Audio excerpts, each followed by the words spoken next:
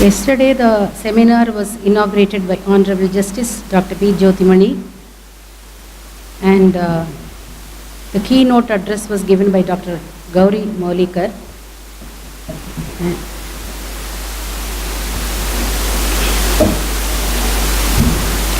Ancient Sanskrit literature is a beautiful tapestry in which environmental and ecological information are interwoven in vivid colors along with various other subjects. Dr. Maulikar, on her keynote address on the outset, gave a bird's eye view of the 5 elements and their importance, and stressed their ecological and environmental importance from various scriptures. Aikos is okas in Sanskrit as dealt by Shankara Bhashyam, she added. The different water systems and water management in scriptures, and as an example she gave Samanangana Sutra Dhara and water management, the tribal Gonds mode of water divination and management, and even today it is seen in Krishna Devaraya's Rai Rahole in Vijayanagar ruins. This and other such interesting details were highlighted. The shloka in Bhavishyotara Purana in Upavana Vinoda of Sarangadhara Paddhati also denotes this. And the first speaker of yesterday's morning session was Sri Ramana Sharma, erudite scholar. He spoke on Vedeshu Prakriti Parisara Prajna. He quoted from Taittiriya Upanishad and Taittiriya Aranyaka. He explained the division of nature into Chetana, Jada Chetanam, etc., Vijnanam cha Vijnanam cha, and Panchabhutas, and one element comes from the other, as we all know from the Vedas. Akashad Vayuhu Vayu Agnihi, Agniro Rapaha, Advyaha Prithvi, and the Oshadis, Annam, and then last Purusha.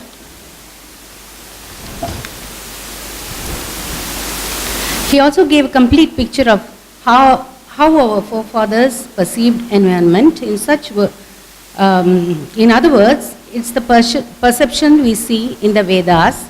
He gave pramanas from Prashnopanishad and Taittiriya Aranyaka.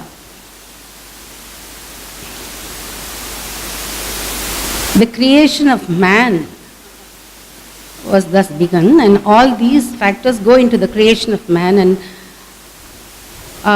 any tilt in any of these factors will ruin ecology, he stated. He further elaborated on the flora and fauna and the deifying nature of the Vedas of the elements as well as all the entities on earth. Dvipada Chatushpade.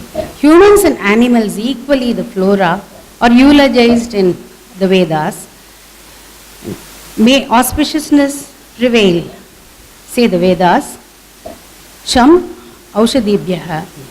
He explained the Ekamulam, and the medicinal plants from earth and the entire world. And it's very long, I'll skip some of them. The nomenclature, the plant kingdom, and it's not a Western thought actually, it is in our Vedas. The gradual progression of the food chain, the wild elements, and then the dogs, the birds, and the bacteria feeding upon them was explained.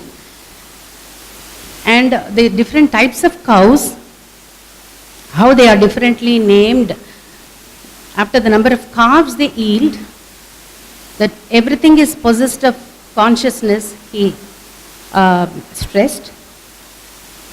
Na kevalam jada prakriya, the cycle of life.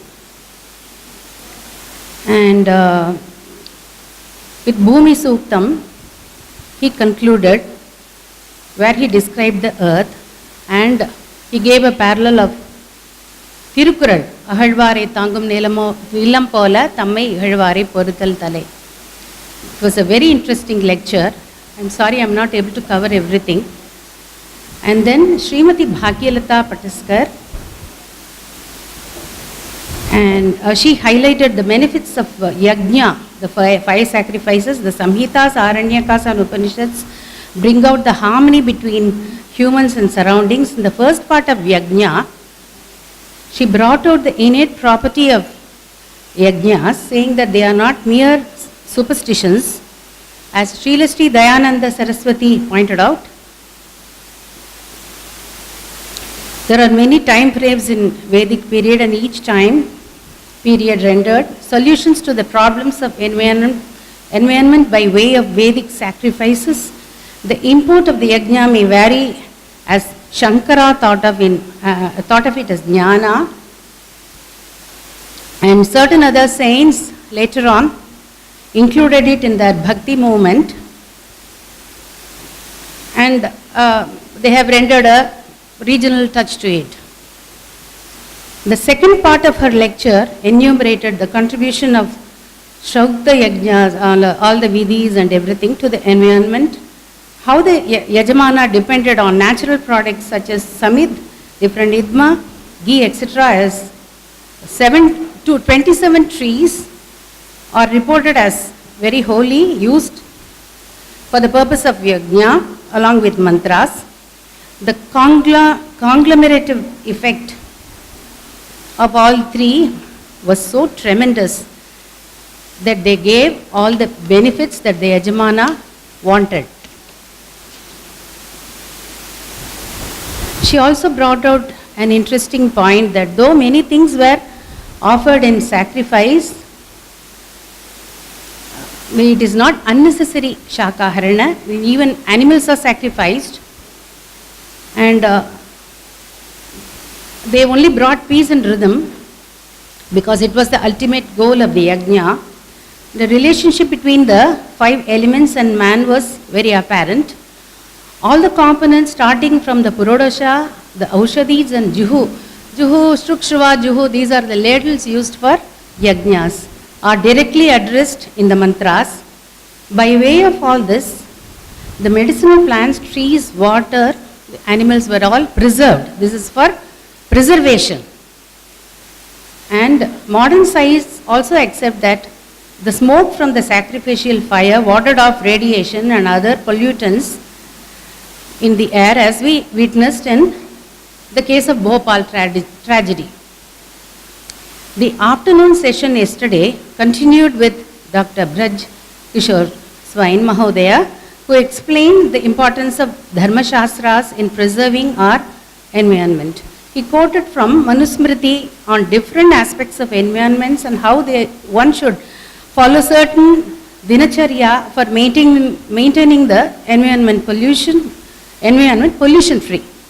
Certain practices that we follow structured in our way of life might seem outdated and superstitious, yet they do have an intrinsic value, as one can only experience their benefits and not record them with modern technology. We cannot show distinct proofs to the scientific world, but and interesting questions were raised as to how one can inculcate certain practices like sitting facing the east for partaking of food, etc. The chanting of Om and its significance to the atmosphere was also mentioned. The possibility of contamination from various sources, the pollutants and avoiding them was mentioned as mentioned in Manusmriti were discussed by Mahodaya. Mental as well as physical cleanliness was the dictum of Manusmriti.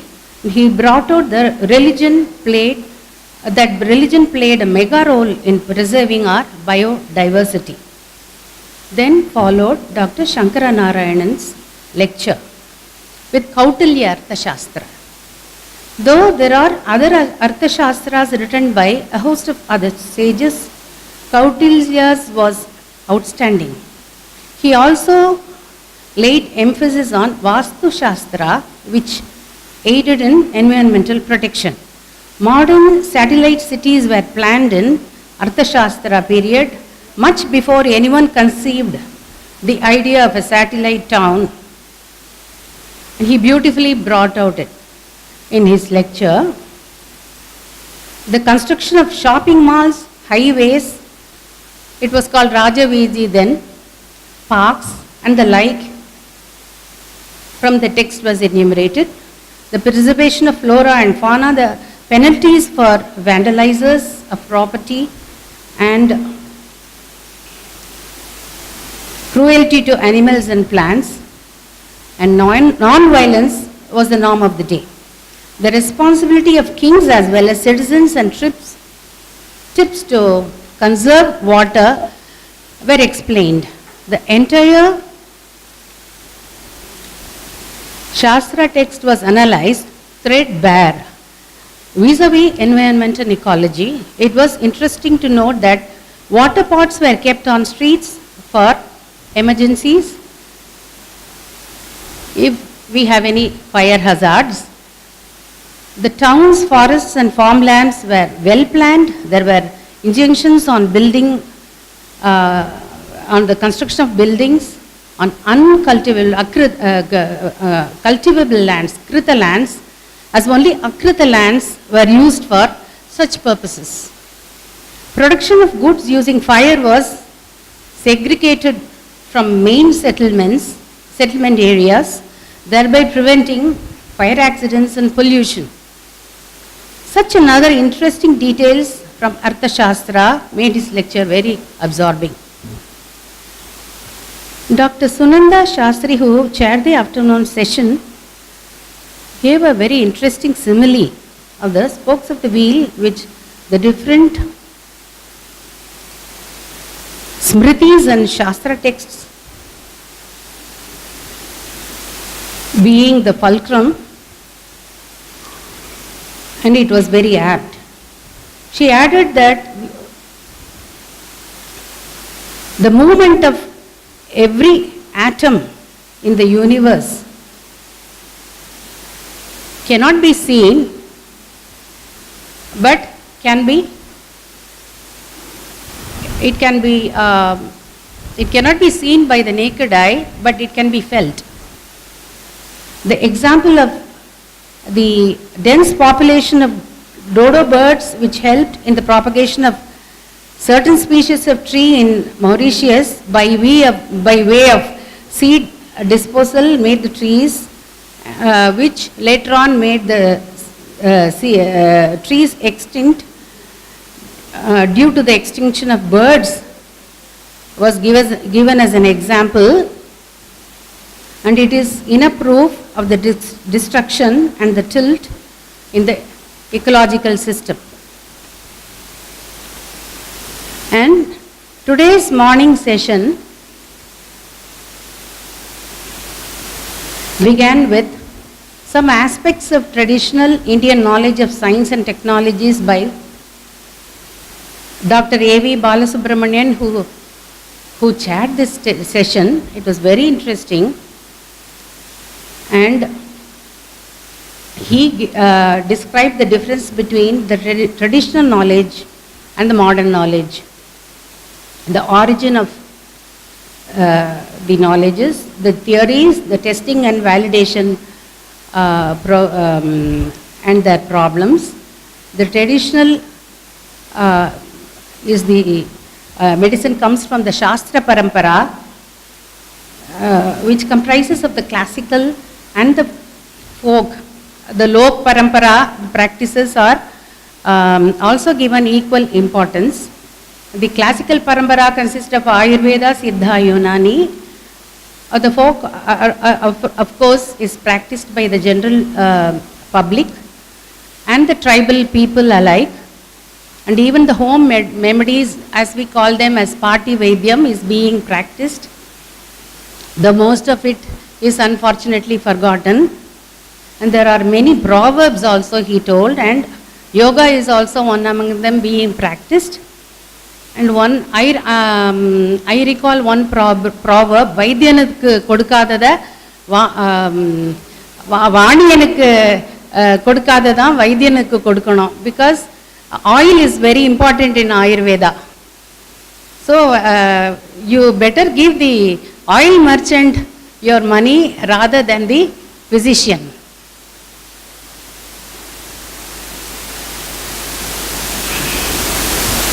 And he quoted copiously from Charaka and Sushruta Samhitas, and he said tribal people had knowledge of 7,500 plants. I am appalled, and even tribals know of medicinal plants, and we do not have any idea of medicinal plants around us. Etiology of diseases, the historical background of medicines, both traditional and modern, were discussed, and the foundation of this disease is stemming from the three humors were explained. Vrikshayudha was explained. From the text Puranas and Samhitas and Brihad Samhitas, he gleaned many examples, and he also enlightened about the different books and journals and ICAR survey and documentation and the tests made, and 117 practices were selected, tested and published, which is a very valid information. We can tell our children that that the Hindu way of life is not after all superstitious. They have the foundation of science. And he gave explanation on fumigation, then production of organic cotton and paddy, biodiversity rice, agronomic and nutritional value of rice was discussed, and he even stated that Vedas gave 40,000, am I right, sir? 40,000 kinds of rice were cultivated during Vedic era. 400,000, sorry, 400, I can't even believe, 400,000 varieties of rice was cultivated during Vedic era. There were pest resistant rice varieties, and there were traditional varieties which can thrive in saline water, and diabetic friendly, the so-called, we call it diabetic friendly, low glycemic index rice varieties. There is one special Kala Namak varieties which can adapt to the different ecosystems, and rice for making different preparations like aval, and certain rice have galactolog properties, that is for feeding mothers, and Pichavari rice is suited for puttu, and he also talked about mouth-watering Manapara Murukku and Kichili Chamba for biryani. I can go on, and certain rices which are fibrosis and filaria, Brihat. I mean, I will skip all this because there is a long list of rices, and Guru Lagu Shita Ushna varieties, and the terms of Ayurveda such as Gna, Apaha, Hara, all these were discussed, and other parts of plants, trees, whether ripe or unripe, when it should be collected, and the habitat of the plants that contributes to their medicinal values and nutritive value and the taste, and it was very interesting, sir. And the Jataragni and testing and validation and Dauhrityam, there is only one aspect that I would like to quickly tell you.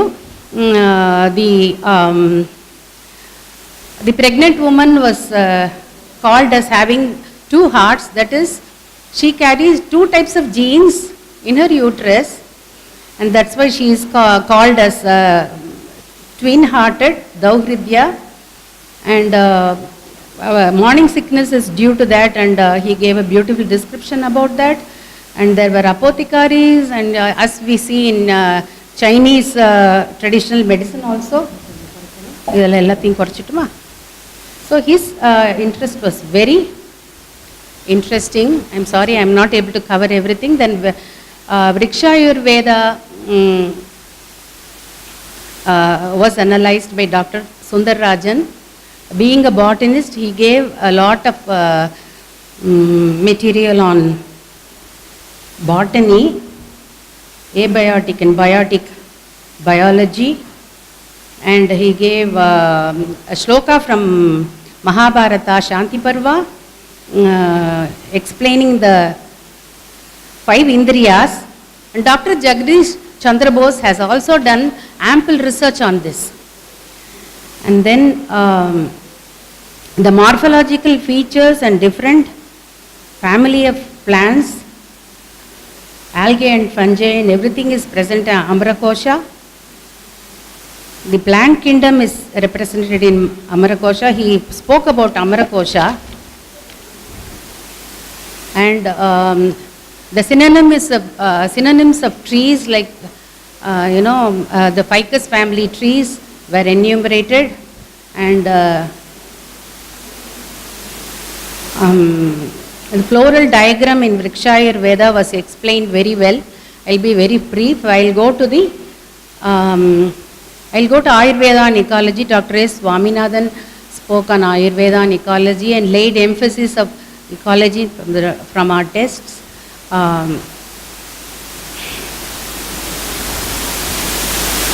And he also talked about the inner environment, and on social level and toxin disposal, and on global level the different types of lands, and his talk was very humorous.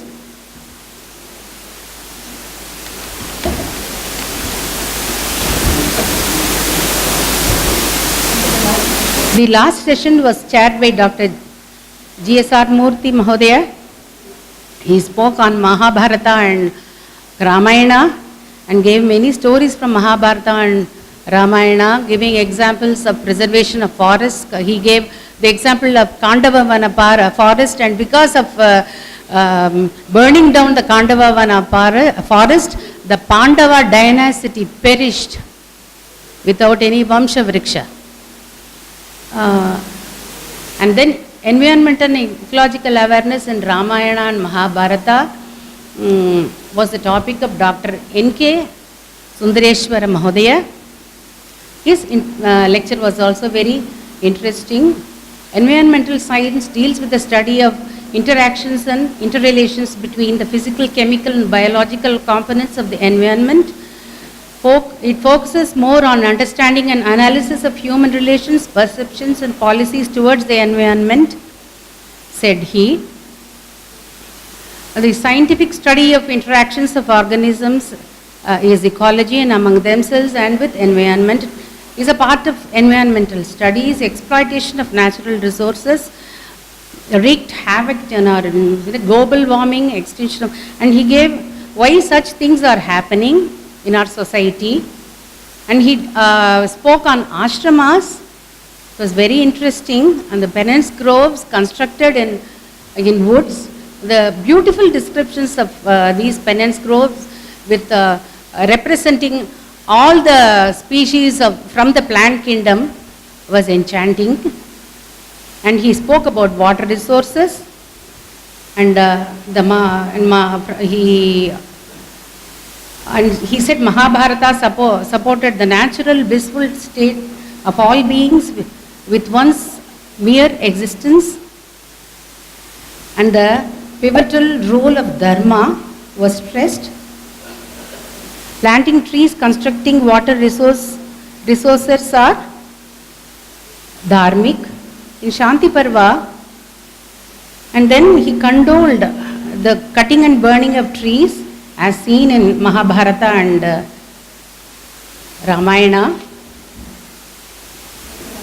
And then Dr. K. Shrikant Sharma spoke on our Puranas, denoting that the Puranas are a part of our Vedas, and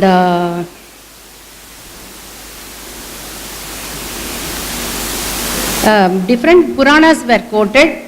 Kurma Purana, the Shaucha of citizens, do's and don'ts of citizens in holy and pure places, and Bhagavata Purana, Ishvara, and there are many Puranas that he quoted.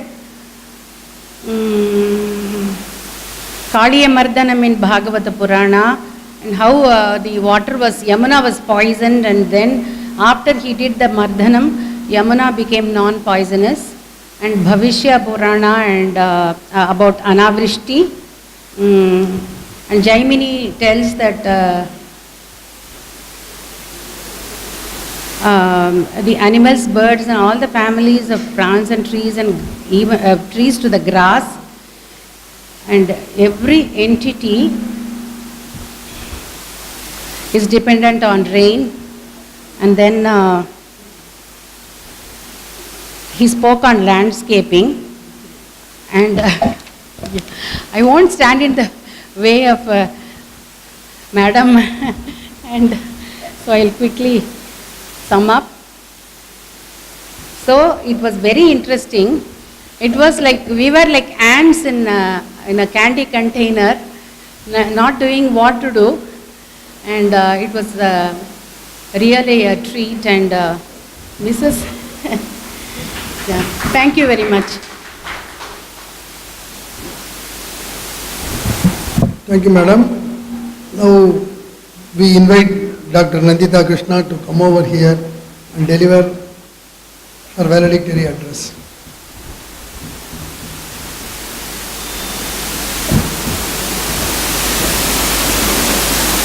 Dr. Kameshwari, Dr. Kalidas, Dr. Balasubramaniam, Dr. Vasudeva, the coordinators, ladies and gentlemen, I'd like to start by thanking Dr. Kameshwari for inviting me here this afternoon to deliver the valedictory address.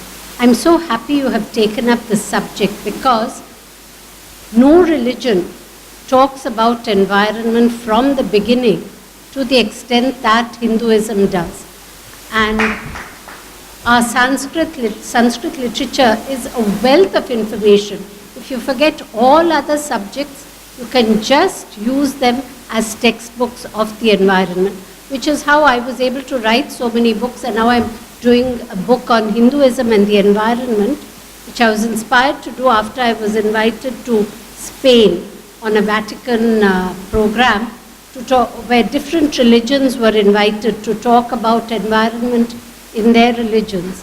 And as one, they all said, they all looked up to Hinduism because they were all scholars. And these were Nobel Prize winners, IPCC scientists and so on, apart from religious scholars. And they all really looked up to Hinduism for having answers 5,000 years ago. And of course, we have lost many of those answers today. I want to start in a very laukikam way. You know, the housewife in the morning starts by cleaning the space outside her house and decorating it with rice flour kolam. This is, apart from an outlet for her artistic ability, this is one way by which she shares what she has, the rice in her home, with the ants. She doesn't have to use pesticide to keep them out of the kitchen because they're busy eating up the rice flour outside the house. When she prays, when she bathes, she prays that the water may be as sacred as the river Ganga, which in spite of all its filth and pollution is known to have antimicrobial qualities. She circles the pipal tree 7 times. This is a ritual which connects the Indus Valley civilization, the Vedic civilization, Buddhist, Jain, Hindu, and tribal traditions. But it is more than just a tree. It is a unique tree which filters impurities in the air and which releases oxygen day and night. Others don't do it day and night. She pours water over the tulsi in the middle of her house because it's supposed to prevent cough and cold and fever and so on. She places a small bowl of rice on the roof for her ancestors. Now we know the ancestors are not going to come, but what does come is the crow. And the crow keeps her garden, her external environment clean. Every aspect of her life is intimately connected with scientific environmental management. Unfortunately, all that was good and preserved in the name of culture and tradition has been discarded in the name of modernization and development. The basis of Indian culture, Hindu, Buddhist, and Jain, is dharma or righteousness, incorporating duty, cosmic law, and justice. It is sanatana or eternal, for it is without beginning or end, and it supports the whole universe. Every person must act for the general welfare of the earth, humanity, all creation, and all aspects of life. Prakriti or cosmic matter is made up of 5 elements, and earlier we heard the very important shloka from the Taittiriya Upanishad, Tasmadva etasmad atmana, and so on. That is from the self rose ether, from ether air, from air fire, from fire water, from water earth, from earth herbs, from herbs food, and from food Purusha. The supreme being of Brahman is the underlying power of unity pervading all creation. Forests and groves, trees and plants, animals, rivers, water bodies, mountains, gardens, towns, and entire precincts, and even seeds are pervaded by Brahman. Nature is venerated all over India. Every village has a sacred grove presided over by a local deity. Every temple has a sacred garden and a sacred tree or sthalavriksha. Rivers and lakes are sacred. Ganga, Yamuna, they are all goddesses. Mountains are the dwelling places of the gods themselves. Animals are the vehicles and companions of the gods, even gods themselves. The various cultural connections are expressed through myths and religious practices that celebrate nature and natural resources. The worship of each sacred element in nature reveals the people's knowledge of the interconnect between nature and spiritualism. So they use spiritualism to preserve, to protect, and conserve nature. 5,000 years ago, the sages of the Rig Veda show a clear appreciation of the natural world and its ecology, the importance of the environment and the management of natural resources. In fact, the whole Rig Veda is one pantheistic poem. The gods are all aspects of nature. And just as one example, the many battles between the most important god, Indra, and Vritra, are all about how rain can overcome drought. And most beautiful is Aranyani, the personification of the forest, a direct physical and tangible representation of the complex entity that is the forest ecosystem. I don't want to go into the shloka here, but if you can read it, it expresses an entire ecosystem in one person. The hymn dedicated to the spirit, who is the essence of the